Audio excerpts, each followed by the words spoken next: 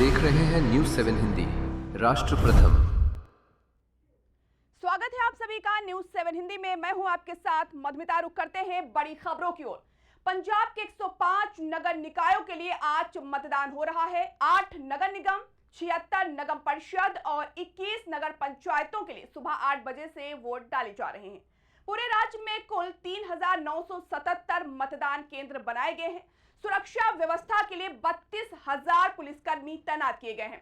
इन चुनावों को 2027 विधानसभा चुनाव का सेमीफाइनल माना जा रहा है। आम आदमी पार्टी के लिए सबसे बड़ी अग्नि परीक्षा मानी जा रही है, क्योंकि सत्ता में आने के बाद ये पहला बड़ा मौका है जब शहरी मतदाता सीधे सरकार के कामकाज पर मुहर लगाएंगे। यही वजह है इसे सेमीफाइनल कहा जा रहा है। दूसरी तरफ कांग्रेस, बीजेपी और शिरोमणि अकाली दल भी पूरी ताकत के साथ मैदान में उतरे हैं। पिछले कुछ महीनों में पंजाब की राजनीति में कानून व्यवस्था, भ्रष्टाचार, बेरोजगारी और विकास जैसे मुद्दों पर लगातार बहस हुई है। ऐसे में आज का मतदान ये भी बताएगा कि शहरी वोटर किसके साथ खड़ा दिखाई देता है। सुबह 8 बजे से शुरू हुई वोटिंग के साथ कई शहरों में मतदान केंद्रों के बाहर लंबी कतारें देखने को मिली। राजनीतिक दलों की नजर खास तौर पर नगर निगम सीटों पर टिकी हुई है, क्योंकि इन्हीं नतीजों से आने वाले विधानसभा चुनाव की दिशा तय होने की उम्मीद लगाई जा रही है। आप उम्मीदवार सनी सिंह अहलूवालिया ने पंजाब में नगर निगम चुनाव पर क्या कुछ कहा है, सुनिए। हार डेमोक्रेसी का वो इलेक्शन होता है और आज इलेक्शन है, और ऐसा इलेक्शन जो आगे का मोहाली की क्या दिशा और दशा रहेगी उसको डिसाइड करेगा। तो आज बहुत बड़ा दिन है डेमोक्रेसी के लिए भी और हम सब के लिए, क्योंकि आज मोहाली किस तरफ जाता है, कैसे जाता है, वो डिसाइड करेंगे।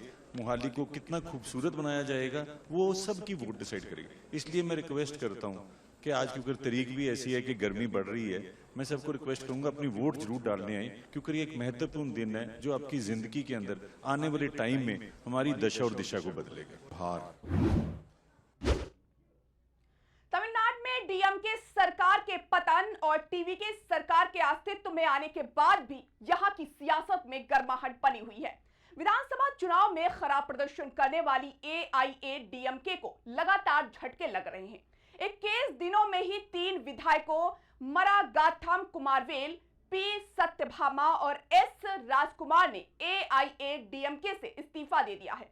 इस घटनाक्रम के बाद विपक्षी डीएमके और एआईएडीएमके ने टीवीके पर हार्स ट्रेडिंग करने का आरोप लगाया है। हालांकि सत्ताधारी पार्टी ने खरीद फरोख्त के आरोपों को खारिज कर दिया, जबकि तीनों विधायकों ने जोर देकर कहा कि वे अपनी मर्जी से टीवीके में शामिल हुए हैं। तीनों विधायकों ने पत्रकारों से बातचीत करते हुए कहा, हमने अपनी मर्जी से टीवीके में शामिल होने का फैसला किया, क्योंकि हमें एआईएडीएमके का डीएमके के साथ गठबंधन करना पसंद नहीं आया।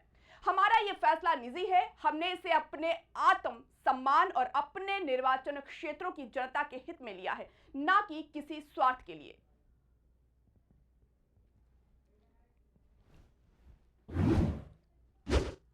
ड्रेस कोड लागू करने के प्रस्ताव के विरोध में लखनऊ विश्वविद्यालय में छात्र बड़े पैमाने पर विरोध प्रदर्शन कर रहे हैं। यह विरोध प्रदर्शन राज्यपाल के उस फैसले के बाद हो रहा है जिसमें कहा गया था कि प्रदेश के सभी विश्वविद्यालयों और डिग्री कॉलेजों में अनिवार्य ड्रेस कोड लागू किया जाएगा, जिसका छात्र कड़ा विरोध प्रदर्शन कर रहे हैं। देखिए किस तरह से सड़कों पर नारेबाजी हो रही है।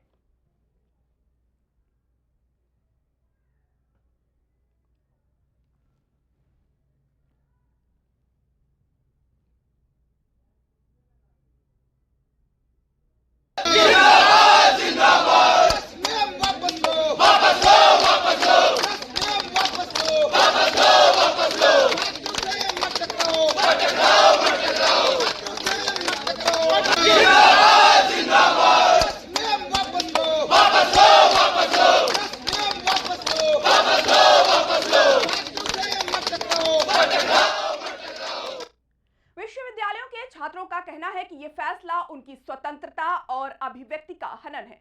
प्रदर्शन के दौरान छात्रों ने विश्वविद्यालय प्रशासन के खिलाफ जमकर नारेबाजी की।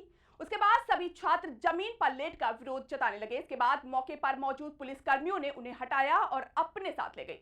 छात्रों ने राज्यपाल आनंदीबेन पटेल के नाम एक ज्ञापन भी सौंपा है। ज्ञापन में मांग की गई है कि विश्वविद्यालयों और महाविद्यालयों में लागू किए गए ड्रेस कोड के फैसले को तुरंत वापस लिया जाए। क्या कहना है छात्रों का, सुनिए। सजी भैया भाई बैठ जाओ, भाई बैठ जाओ। देखिए, जिस तरीके से लखनऊ विश्वविद्यालय में उत्तर प्रदेश की राज्यपाल ने एक नया फरमान जारी किया है जो तुगलकी फरमान है कि विश्वविद्यालय में ड्रेस कोड लागू हो। ये विश्वविद्यालय को क्या बनाना चाहते हैं? विश्वविद्यालय का गौरवमय इतिहास रहा है, इतिहास हमने राष्ट्रपति से लेकर प्रधानमंत्री तक दिए हैं। आप किस तरीके से विश्वविद्यालय जो गुलदस्ते की तरह है, आप उसको सजा हुआ है, आप उसको मिटाना चाहते हो, विश्वविद्यालय की संस्कृति को मिटाना चाहते हो। आप शिक्षा में सुधार नहीं कर पा रहे हो, आप पेपर लीक को रोक नहीं पा रहे हो, तो ऐसे तुगलकी फरमान जारी कर रहे हो कि छात्रों पर बोझ बढ़े। गरीब परिवार का बच्चा कहां से ड्रेस लाएगा? और पहले हमारी मांग है कि उत्तर प्रदेश की राज्यपाल ड्रेस पहने, उनके लिए भी ड्रेस होनी चाहिए, और लखनऊ विश्वविद्यालय के कुलपति ड्रेस पहने, उसके बाद यहाँ ज्ञान छात्र पहनेंगे। आपकी बातें नहीं मानी गई तो आगे क्या करें? आंदोलन बहुत उग्र होगा, विधानसभा भी घेरेंगे और राज्यपाल महोदय का आवाज भी घेरेंगे, और जब तक जवाब नहीं, जब तक ये फरमान वापस नहीं, हम लोग शांत बैठने वाले लोग नहीं। मेरा नाम आर्यन मिश्रा।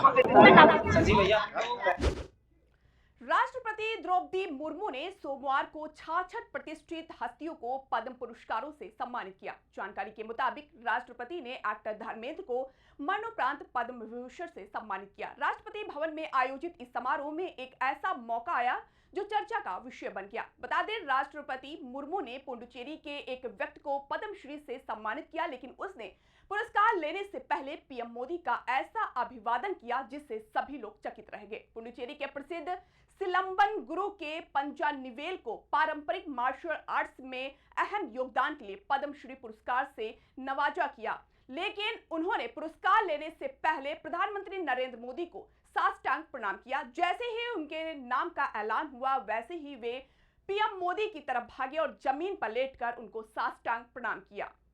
के पंजानिवेल पुडुचेरी के मशहूर सिलंबन के कोच हैं। वे प्राचीन तमिल युद्ध कला सिलंबन को सिखाने के लिए जाने जाते हैं। जो जानकारी मिली है उसके मुताबिक के पंजानिवेल ने इस सिलंबन को अपने जीवन का उद्देश्य बना लिया है और इसे आगे बढ़ाने का काम किया है। अभी तक वे करीब 5000 से ज्यादा छात्रों को इसकी कोचिंग भी दे चुके हैं। तमिलनाडु के इस प्राचीन मार्शल आर्ट में बांस की लाठी का प्रयोग किया जाता है।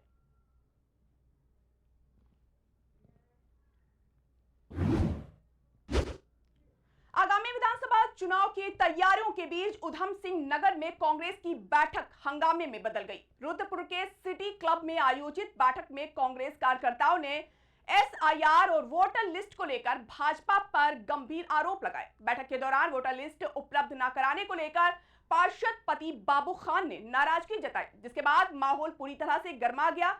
काफी देर तक चली बहस के बाद कांग्रेस महानगर अध्यक्ष ममता रानी ने मामला शांत कराया। बैठक में उधम सिंह नगर कांग्रेस जिलाध्यक्ष हिमांशु गामा ने कार्यकर्ताओं को संबोधित करते हुए कहा कि भाजपा सरकार वोट काटने की राजनीति कर चुनाव जीतने की कोशिश कर रही है। उन्होंने ये भी आरोप लगाया कि कई जगहों पर मतदाताओं के नाम वोटर लिस्ट से हटाए जा रहे हैं, जबकि फर्जी नाम जोड़े जा रहे हैं। कांग्रेस अब इसे किसी भी कीमत पर बर्दाश्त नहीं करेगी। ये नया और बेहतर डीबीटी वाला घड़ी ओ भाई साहब, क्या डीबीटी? इस दाग को मिटाओ तो जाने। ये दाग नहीं, घड़ी के लिए बस निशान है। अब हुआ ना घड़ी का मुकाबला।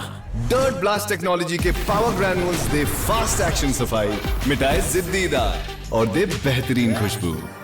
पहले इस्तेमाल करें फिर विश्वास करें।